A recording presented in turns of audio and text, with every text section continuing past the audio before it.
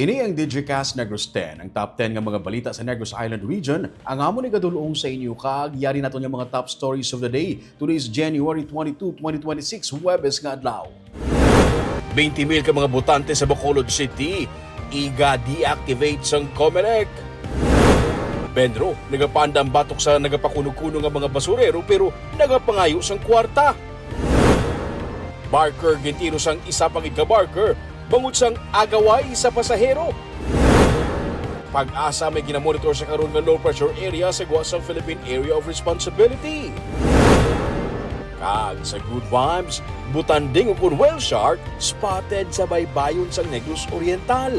Inatanan sa Digicast Negros X.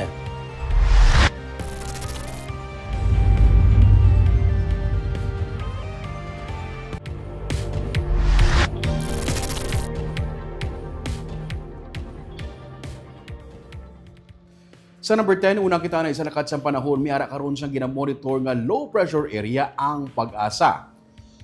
Sa karon ining bagyo nga ada sadto no, nga naghuyang karon kag nangin isa na lang ka low pressure area kag sa gihapon sa sulod sang Philippine Area of Responsibility. No, wala na ini siya sang direkta nga epekto diri sa aton sa Pilipinas kag ginapaabot nga hindi naman ini siya mag-develop pa sa isa ka bagyo.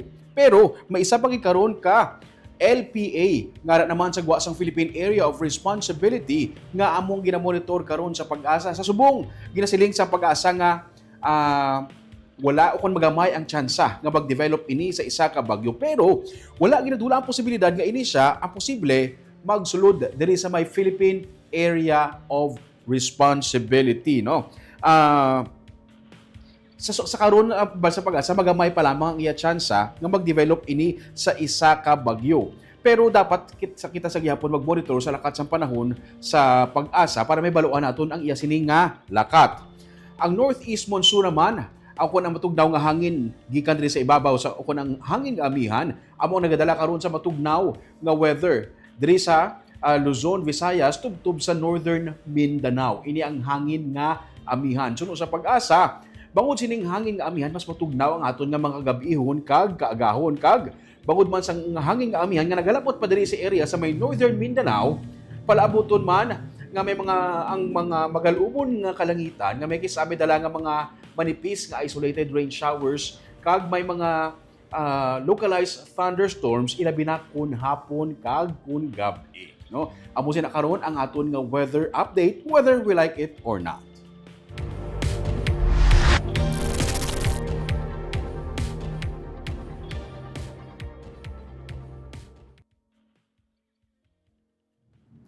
Sa number 9 naman, isa ka Slaughterhouse sa Banwa sa Murcia nga nagabalor sang 55 million pesos ang ginagurahan kaina sang aga.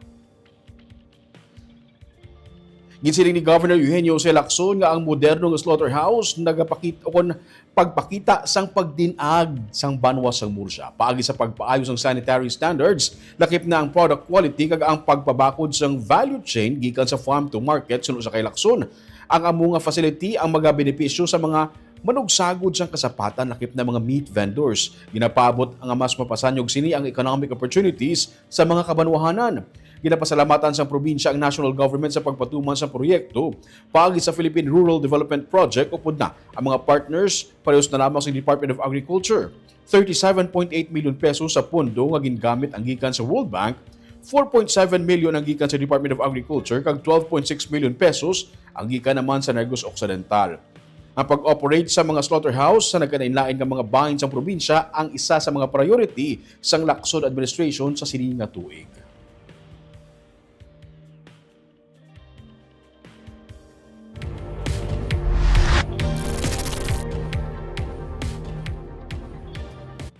Sa number 8, traffic light sa Barangay Sumag sa Bacolod City ginapaabot nga mapaandar na sini nga semana.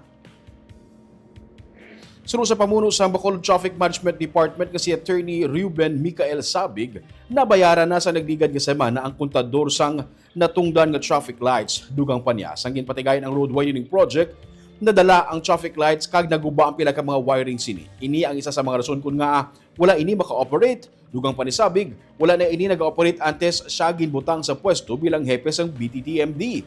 Pero ginapaabot nga sa sining nga semana magabalik ng supply sa kuryente sa traffic light Dugang pa niya, isa man sa mga rason kung nga wala ini naka-operate bangod ginutod ang supply sang kuryente, bangod ang bill nga dapat ihatag sa opisina sang BTTMD, ginhatag sa barangay. Bangod diri, wala ini nabayaran sa opisina, kag amo ang rason sa pagputod sang kuryente. Oo, nag-put up kami another contactor for that. Kaya last time daw dito na sa barangay nila ginahatag ang bill mga supposed to be dire na ibayad. So wala siya na bayaran. Hopefully okay na sa mga system para dire na gid yan.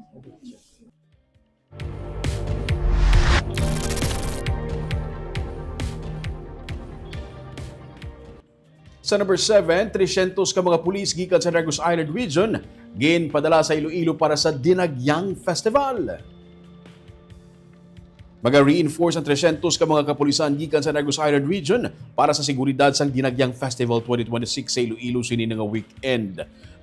Nalakipan ang augmentation personnel sang 63 ka mga pulis gikan sa Bacolod City Police Office, 69 halin sa Negros Occidental Police Provincial Office, 65 sa Regional Mobile Force Battalion kag isa ka gatos ka mga bag-ong graduate nga personnel halin sa field training program kag 3 ang halin sa regional headquarters. Maga-duty ang deployed forces sumugod sa buong adlaw Enero 22 tubtob Enero 26 sa Martes. Ginpatigayon ang send-off ceremony sa Camp Alfredo Montilibano Sr. sa Barangay Estefania sa Bacolod City.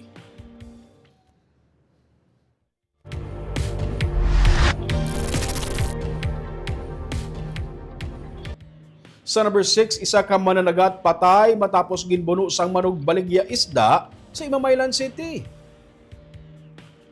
Parayon nga ginapakita sa kapulisan ang manug baligya isda nga nagbuno sa isa ka mananagat sa Purok 7, Barangay Agisan sa Himamaylan City. Dead on arrival sa Governor Valeriano Gatuslao Hospital, ang biktima nga si alias Junjun, 47 anyos.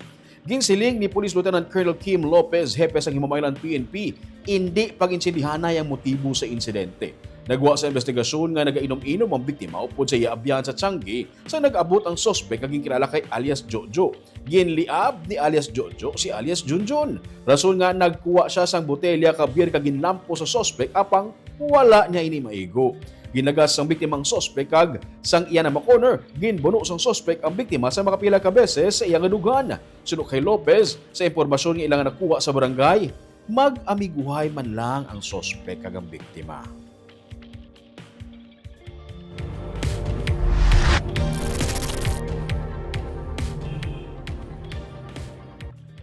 Sa number 5, isa ka barker gintiro sang isa man ka barker bangod sang agaway sa pasahero.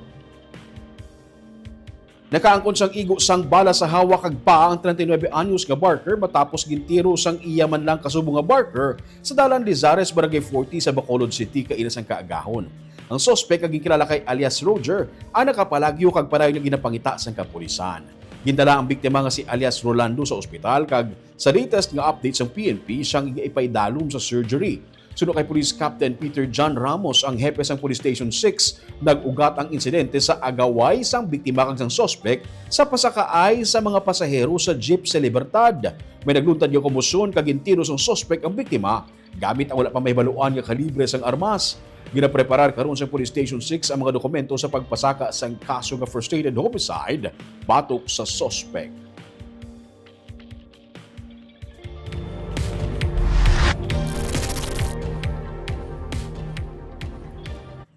Sa number 4, masubra sa 72,000 ang nag-apply para sa voter registration sa bilog na nga Negros Island Region. Inihumalin sang October 2025 sa pagsugod sang voter registration kag tubtob January 17, 2026. Ang Negros Occidental may yara sang 49,267 ka mga gina-process nga application para sa voter registration. 22,190 naman sa Negros Oriental kag 989 sa Siquijor. Sunod sa kay Attorney Lionel Marco Castellano, ang Regional Director ng COMELEC NIR, nag-amat-amat na sa karon damo ang nagaparehistro. Karon nga nagbalik na ang klase. Ginapatigayon man ang satellite registration sa mga eskwelahan nga ginaupdan sa voter education campaign. Sa karon, ginapatigayon ang election registration board hearing sa mga application humalin October tubtob December 2025. Sunod kay Castellano, kung wala man lamang sang oposisyon, gina-approve na lang ini sang ERB. Ang na approved nga application amo ang magadugang naman sa number of registered voters.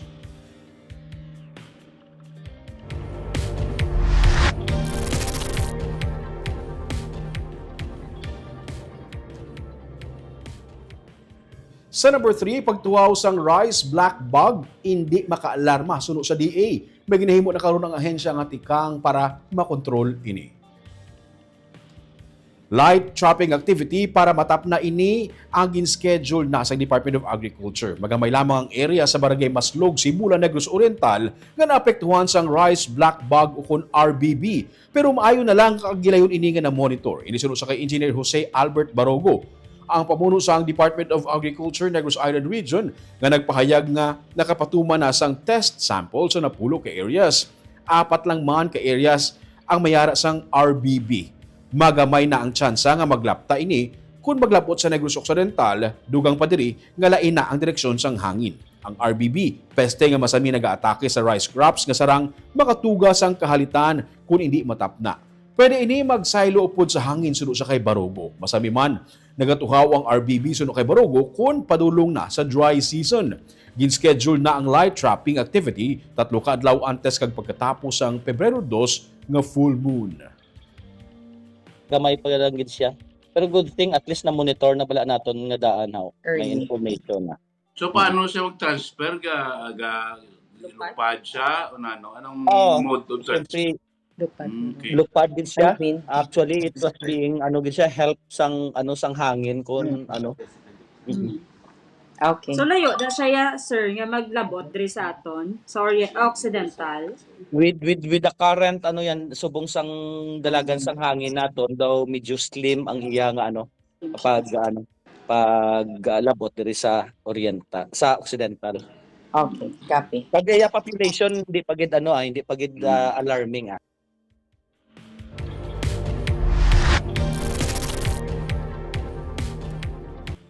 Sa number 2, ang Benro ang nagapaandam karon sa publiko batok sa mga nagapakilala nga basurero kag nagapangayo sang kwarta. Ginpaandaman sa Bacolod Environment and Natural Resources Office o Benro ang publiko batok sa mga nagapakuno-kuno nga garbage collector kag nagapangayo sang kwarta. Ini matapos may mag-report nga hindi otorisado nga solicitation sa syudad. Suno kay Benro Officer in Charge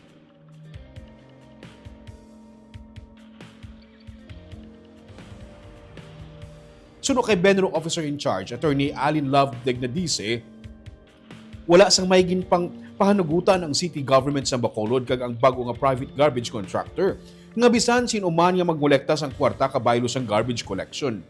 Ang paandam nagalin sa reklamo agin file batok sa grupo nga nagatawag sa ilang kaugalingon nga Garbage Collector Association, Bacolod City. Nga ginaligar nga nagapangayo sang donasyon para sa isa ka miyembro nga na ospital. Ginpahayag ni Attorney Dignadice nga kinahanglan nga hindi maghatag sang kwarta ang publiko sa bisan sino nga nagasiling nga tiglawa sa garbage collection bangod may posibilidad nga isa ini ka scam. Base kita gyapon sa layi, RA 9003. Kung ang tao mo may 500, may 15, may 25, no? Bis ka nang imo na burning sang imo na open burning is very ang penalty is very low. To 1,500 to 3,000.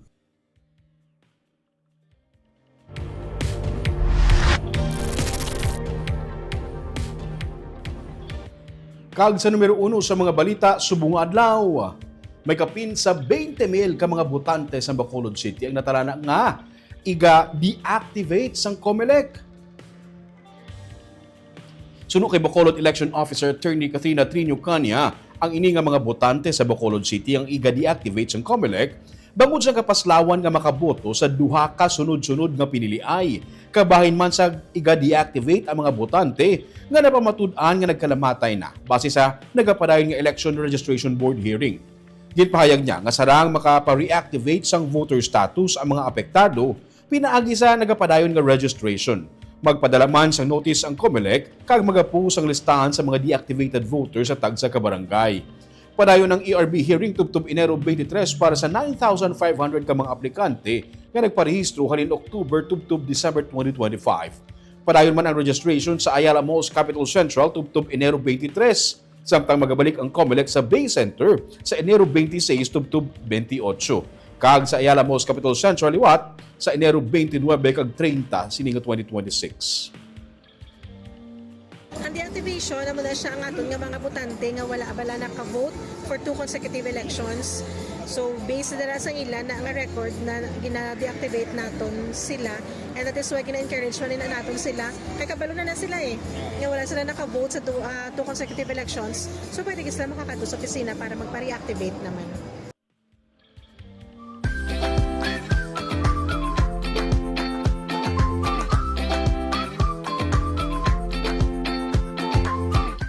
Kag sa good vibes, whale shark o kun butanding spotted sa baybayon sa Negros Oriental. Yaring report. Sa video nga kuha ni Richie Fernandez, makita ang butanding o kun whale shark sa Bulado Port sa Gihungan City sa Negros Oriental. Istorya ni Richie, December 27, kuha ang ini nga video. Nagalagas kag nagapangaon sa mga bulinaw o kung magagmay nga mga isda ang butanding kag madamo sang bulinaw sa puerto sa nga mga adlaw. Dako kuno katama ang whale shark.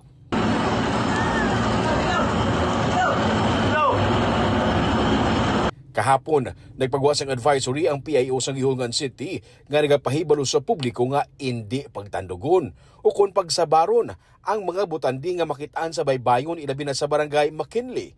Kaya ginadumilian ini, ilabi na nga endangered species ang mga ini. Lugstog lungkot.